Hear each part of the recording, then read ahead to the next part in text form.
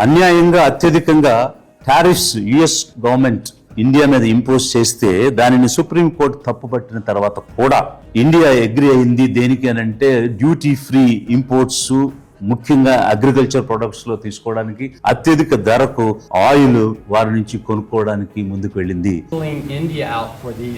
It's only been 8 hours. So let's see what happens over the next. You're going to see a lot more. ఎందుకు ఈ విధంగా జరుగుతుంది?